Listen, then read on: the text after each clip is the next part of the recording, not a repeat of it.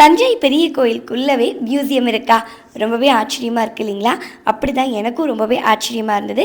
திட்ட 2-3 வருஷமாக தொடர்ந்து வந்துக்கிட்டு இருக்கேன், எனக்கே தெரியல. இந்த வருஷம் தான் ஃபர்ஸ்ட் இயர் நானே பார்த்தேன். வராகியம்மன் கோயில் சன்னதிக்கு ஸ்ட்ரெயிட் பேக் சைடில் இருக்குது. இதுதான் வந்துட்டு மியூசியம்க்கு வெளியில் இந்த மாதிரி இருக்கும்.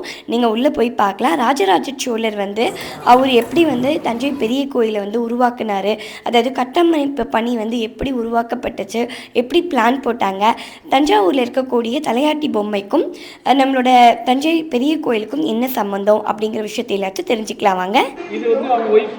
இதுதான் ஒரிஜினல் ராஜராஜ சோழன். ராஜராஜ சோழன். இது நடராஜர் சாமி கும்பிட்ற மாதிரி. நடராஜர் சுவாமி வந்து ராஜராஜ சோழன் காலத்துல வரைஞ்சது அவரோட படம், ஒரிஜினல் படம். ஓ, இது வந்து ஒரிஜினல் ராஜராஜ சோழன் அவரோட போட்டோ. அவரோட 3 வைஃபுங்களா? 3 வைஃப். வானமாதேவியா? இவங்க வானமாதேவி. இவங்க தான் பட்டத்து ராணி. ஓ, வானமாதேவி பட்டத்து ராணி. ஆமா, அவங்க தான் ஒரிஜினல். நிறைய மனைவி இருப்பாங்க. ஓ, பட்டத்து ராணிக்கு ஒருத்தர் தான் இருப்பாங்க. ஓ, வானமாதேவி. வானமாதேவி இவங்க தானுங்களா? ஓ, இவங்க பேரெல்லாம் அவங்க பேர் தெரியல. ஓகே. இவங்க பேரு வானமாதேவி பட்டத்து ராணி. ராணி. 2 பசங்க. ஒரு குந்தவனாச்சியார் இருந்தாங்க. ஓ, குந்தவனாச்சியார்ன்ற ஒரு பையன். ஒரு பொண்ணு ஒன்று, ஒரு பையன் ஒன்று. ஓ தங்கம், இது வந்து ஓல்டு ஃபோட்டோஸ்மா. ஓல்டு ஃபோட்டோஸில் இது இப்போ வந்து இருக்கிற ஃபோட்டோஸில் இவர் வந்து நடராஜர் பெருமாளை வந்து இவங்க வந்து வணங்குறாங்க, தர்ஷன் பண்ணுறாங்க. இவர் தான் ராஜராஜ சோழர். அவரோட 3 ஒய்ஃபு. அதில் இவங்க வந்து பட்டத்தரசி. பேர் என்ன சொன்னாங்க? என்னம்மா அப்படிலாம் மறக்கக்கூடாதுடா தங்கம். நானே மறந்துட்டேன். ஆனால் இன்னொரு வாட்டி கேளுங்க அவர் அண்ணன்ட்ட.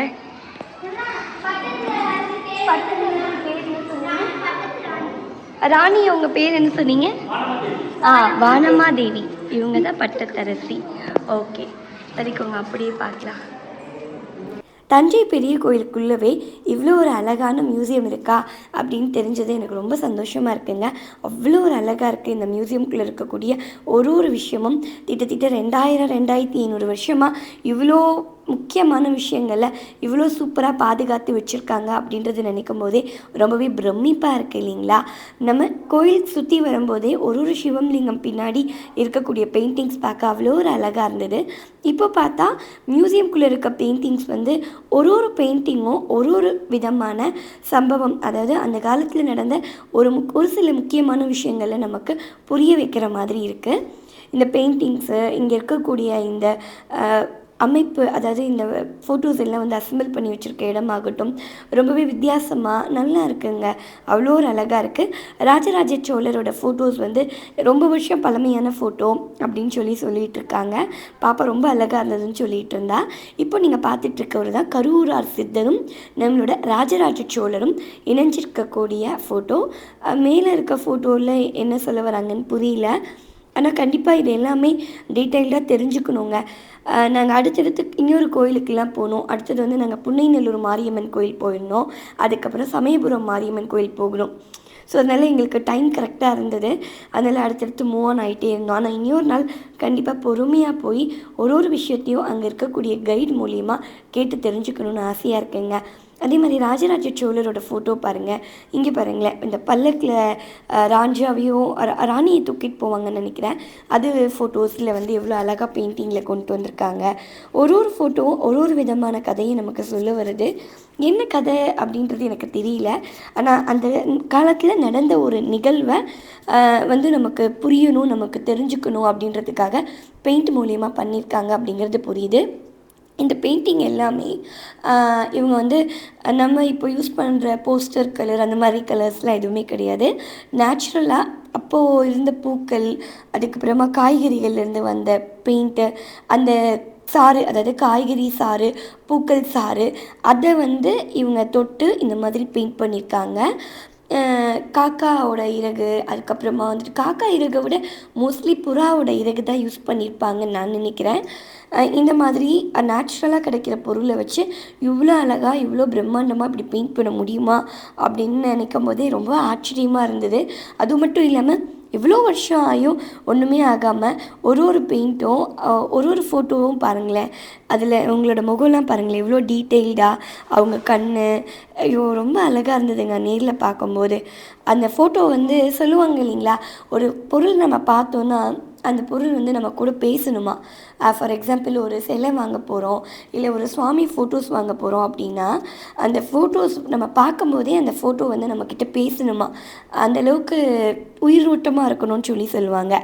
இப்போ நீங்கள் பார்த்துட்ருக்க இந்த நோட்டீஸ் போர்டு மாதிரி இருக்குது இல்லைங்களா, இந்த போர்டில் என்ன இருக்குதுன்னு பார்த்துக்கிட்டிங்கன்னா, நம்ம தஞ்சை பெரிய கோயிலுக்குள்ளே இருக்கக்கூடிய கருவறையில் இருக்கக்கூடிய சிவலிங்கம் சுற்றி இருக்கக்கூடிய விஷயங்கள் என்னென்ன அப்படிங்கிறத மென்ஷன் பண்ணியிருக்காங்க. அதுவும் நான் உங்களுக்கு சொல்கிறேன். இதை பாருங்களேன், 1950 எடுத்த ஃபோட்டோ இது. இந்த சைட் நீங்கள் பார்க்குறது 2005 எடுத்த ஃபோட்டோ. 1950 எப்படி இருந்திருக்கு கோயில், 2005 எப்படி இருந்திருக்கு அப்படிங்கிற மாதிரி ஃபோட்டோஸ் எடுத்து வச்சுருக்காங்க. வராகியம்மன் இருந்த இடம் பாருங்களேன், இப்போது அந்த இடத்துல வராகியம்மனே இல்லை, ரொம்ப ஃப்ளாட்டாக ஏதோ ஒரு தண்ணி தொட்டி மாதிரி இருக்குது. இங்கே பாருங்களேன், அங்கே இருக்கவங்க ஒரு கைடு சொன்னாங்க, வராகியம்மன் மட்டும் கிடையாது, இப்போது வராகியம்மன் இருக்கிற இடத்துல சப்த கன்னிமார்கள் 7 பேரும் இருந்திருக்காங்க. ஆனால் வராகியம்மன் ரூபம் மட்டும்தான் வெளியில் வந்தது, மீதி பேர் இருக்க சுவாமி வந்து பூமிக்கடியில் தான் இருக்காங்க, அவங்களோட சுவாமி சிலைகள் வந்து வெளியில் வரல அப்படிங்கிற மாதிரி சொன்னாங்க. ஆனால் வராகியம்மன் ரூபத்தில் நம்ம 7 சாமிகளையும் நம்ம பார்த்து கும்பிட்டுறதுக்கான திருப்தி நமக்கு கிடைக்குதுன்னு நினைக்கும் போது ரொம்பவே சந்தோஷமாக இருக்குது. இங்கே பாருங்களேன், 1930s எடுத்த ஃபோட்டோ எப்படி இருக்குது, 2005 எப்படி இருக்குது. இது வந்துட்டு ராஜராஜ சோழரோட பையன் உருவாக்கின கோயில், கங்கை கொண்ட சோழபுரம்னு நினைக்கிறேன். சேம் அதே மாதிரி அவரும் இங்கே இவரை மாதிரியே அவரும் அங்கே பண்ணியிருக்காரு. எவ்வளோ அழகாக இருக்குது பாருங்களேன். ஒரு ஃபோட்டோஸ்க்கும் ஒரு இயருக்கும் எவ்வளோ டிஃப்ரென்ஷியேட் இருக்குன்னு. 1930 எப்படி இருக்குது, 1950s எப்படி இருக்குது ஃபோட்டோஸு, அப்புறமா 2005 எப்படி இருக்குது அப்படிங்கிற மாதிரி அவ்வளோ அழகாக ஃபோட்டோ எடுத்து வச்சுருக்காங்க. பார்க்கும்போதே ரொம்ப சந்தோஷமாக இருக்குது இல்லைங்களா. ரொம்ப சந்தோஷத்தோட வியப்பும் கூடவே இருக்குது. நீங்கள் கண்டிப்பாக தஞ்சை பெரிய கோயில் போய் விசிட் பண்ணி பாருங்கள். பாப்பா சொல்கிறா பாருங்களேன், இப்போது சிங்கம் வந்து பெயிண்ட் பண்ணியிருக்காங்க, அது பிளாக் அண்ட் ஒயிட்டில் இருக்கனால நமக்கு அது கலர் தெரியலம்மா, அது சிங்கம் கிடையாது, உள்ளே வந்து ஒரு கிணறு இருக்கும், அது ஒரு சுரங்க பாதை அப்படிங்கிற மாதிரி அவள் யூடியூப்பில் பார்த்து தெரிஞ்சுக்கிட்ட விஷயத்த என்கிட்ட ஷேர் பண்ணிக்கிட்டு இருந்தா. 2 பேருமே ரொம்ப ரொம்ப ஹாப்பி. ஒரு விஷயத்தையும் அவங்களும் இன்ட்ரெஸ்டோடு கேட்டு தெரிஞ்சுக்கிட்டாங்க. இப்போ நீங்கள் பார்த்துக்கிட்டு இருக்கிறது எல்லாமே நம்ம தஞ்சை பெரிய கோயிலில் பிரகதீஸ்வரர் ஐயா இருக்கக்கூடிய கருவறையை சுற்றி இருக்கக்கூடிய சுவாமி சிலைகளோட மாதிரிங்க. என்னங்க மாதிரியே இவ்வளோ பிரம்மாண்டமாக இருக்குது, இவ்வளோ விதமான நாட்டிய ஸ்டெப் இருக்கா அப்படின்னு யோசிச்சுட்டு பார்க்குற மாதிரி, வியந்து பார்க்குற மாதிரி இருக்குது. திட்ட 108 கரங்கள் இருக்குது. ஒரு கரங்களும் ஒரு பேர் இருக்குது. ஒரு விதமான பொசிஷனில் எவ்வளோ அழகாக வந்து நடனம் புரிஞ்சிருக்காங்க அப்படின்றத பார்க்கும்போதே ரொம்பவே வியப்பாக இருந்ததுங்க. அது மட்டும் கிடையாது, அந்த காலத்தில் இங்கே பாருங்களேன், இப்போ நீங்கள் பார்த்துட்ருக்க இடம் தான் கரெக்டாக நம்ம வராகியம்மன் இருக்கிற இடம். அப்போ வந்து பாருங்கள், ஃப்ளாட்டாக தான் இருக்குது, ஏதோ தண்ணி தொட்டி இருக்கிற மாதிரி இருக்குது. அது தண்ணி தொட்டின்னு சொல்லலாம், ஒரு குகைன்னு சொல்லலாம். அதுக்கப்புறமா தான் 2005 வரைக்குமே வராகியம்மன் 2005 கிட்ட தான் வராகியம்மனை கொண்டு வந்திருக்காங்க வெளியில். அதுக்கு முன்னாடி வரைக்கும் அந்த இடத்துல வராகியம்மன் இருந்தது யாருக்கும் தெரியல. 1950s 2005 தான் வந்து வராகியம்மன் வந்து வெளியில் வந்திருக்காங்க. ஆனால் இன்னமும் சப்த கன்னிமார்களில் பாக்கி இருக்க சுவாமி வந்து உள்ளதாக இருக்காங்க அப்படின்னு சொல்கிறாங்க. இங்கே பாருங்களேன், ஒரு கரங்களும் ஒரு விதமான ஸ்டெப்பு குறிக்குது. கர்நாடிக் டான்ஸுக்கு வந்து அப்போவே எவ்வளோ முக்கியத்துவம் கொடுத்துருக்காங்க இல்லைங்களா. பாப்பா 2 பேருமே கர்நாடிக் மியூசிக் கற்றுக்கிட்டு இருக்காங்க, கூடவே கர்நாடிக் டான்ஸ் கற்றுக்கிட்டு இருக்காங்க. இந்த ஸ்டெப்பெல்லாம் பார்த்துட்டு இதில் ஒரு 4-5 ஸ்டெப்பு ஆமாம் எங்கள் மிஸ்ஸு சொல்லியிருக்காங்க, இதெல்லாம் நாங்கள் இப்போ தான் கற்றுக்கிட்டு இருக்கோம் அப்படின்னு சொல்லிட்டு பாப்பா சொல்லிகிட்டு இருந்தாங்க. அதெல்லாம் கேட்க எனக்கு ரொம்ப சந்தோஷமாக இருந்தது. இப்போ நீங்கள் பார்த்துட்ருக்கிறது எல்லாமே மாதிரி தானுங்களாங்க. ஆனால் இதே மாதிரி 108 கரங்களும் நம்ம தஞ்சை பெரிய கோயிலில் பிரகதீஸ்வரர் ஐயா அப்பா, அதாவது நம்ம சிவாப்பா சுற்றி இருக்கக்கூடிய இடங்களில் இந்த 108 சிற்பமும் இருக்குது அப்படின்னு சொல்லி சொன்னாங்க.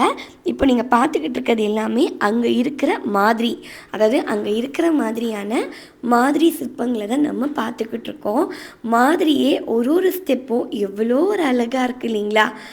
ஒரு ஸ்டெப்பும் ஒரு விதமான அர்த்தத்தையும் குறிக்குது, ஒரு விதமான நன்மையும் குறிக்குதுங்க. இப்போ நீங்கள் பார்த்துக்கிட்டு இருக்கிறது தான் தஞ்சை பெரிய கோயிலோட கட்டமைப்பு, அதாவது வரைபடம்.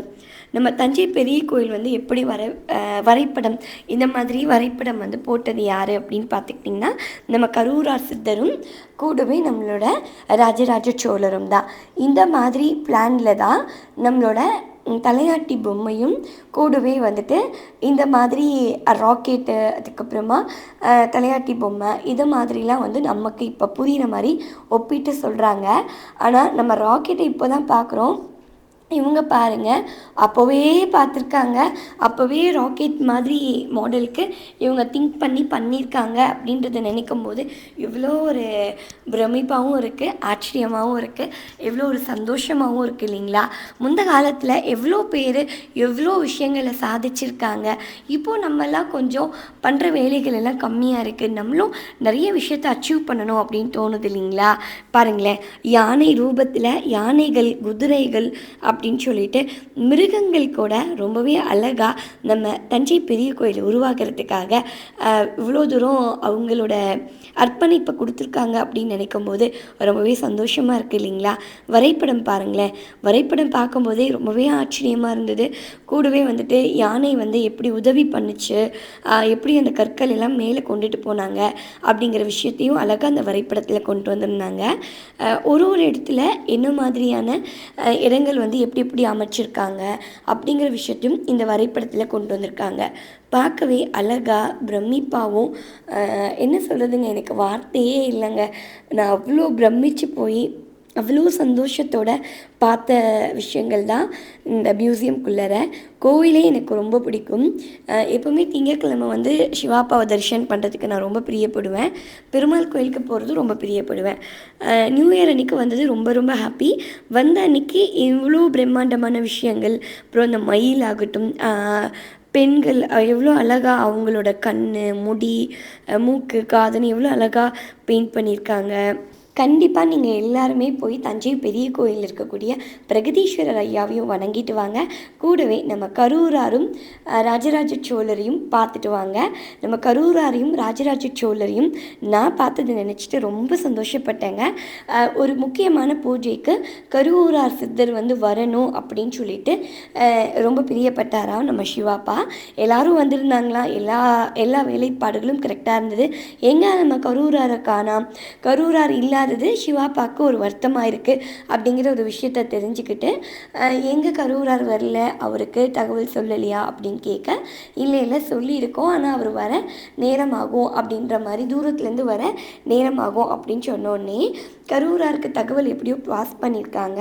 கரூராருக்கு நம்ம சிவாப்பா கொடுத்த தகவல் போயிட்டு அவர் என்ன பண்ணிட்டாராம், கரூரில் இருக்கக்கூடிய கங்கை நதியில் நீராடி அங்கே ஏதோ ஒரு முக்கியமான என்ன மூலிகைன்னு நமக்கு தெரியல இப்போது, அந்த மூலிகையை வந்து அரைச்சி அவரோட உடம்புல பூசிக்கிட்டாராம்.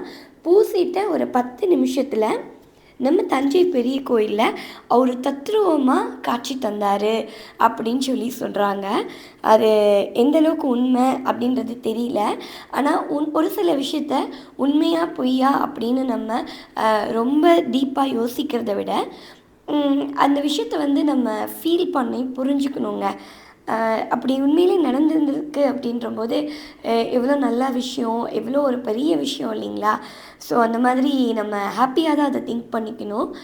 நான் பார்த்து வியந்த விஷயத்தை எல்லாத்தையும் உங்களோட ஷேர் பண்ணிக்கிட்டேன். எனக்கு தெரிஞ்ச ஒரு சில விஷயத்தையும் உங்களோட பகிர்ந்துக்கிட்டேன். கண்டிப்பாக நீங்கள் யாராவது தஞ்சை பெரிய கோயில் போனீங்கன்னா கோயிலுக்குள்ளேயே இருக்க மியூசியத்தை போய் விசிட் பண்ணுங்கள். இந்த மாதிரியான மோர் இன்ட்ரெஸ்டிங் வீடியோஸ் பற்றி நீங்கள் தெரிஞ்சுக்கணும், என்னோட சேர்த்து நீங்கள் ட்ராவல் பண்ணணும் அப்படின்னு நினச்சிங்கன்னா நம்மளோட ட்ராவல் வித் கிருத்திகா யூடியூப் சேனலை சப்ஸ்கிரைப் பண்ணி வச்சுக்கோங்க. பக்கத்தில் இருக்க பெல் ஐக்கான் பட்டனை கிளிக் பண்ணி அடுத்த வீடியோவில் புன்னைநல்லூர் மாரியம்மன் கோயிலுக்கு போகலாம் வாங்க. தேங்க்யூ.